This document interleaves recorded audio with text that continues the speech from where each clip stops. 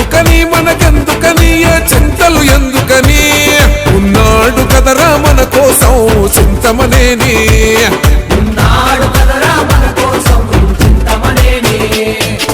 అందుకొని జెండందుకొని పసుపు జెండందుకొని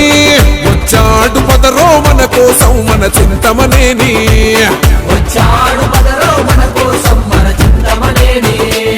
నడిచే మానవ యుద్ధం రా దేనికైనా సిద్ధం రా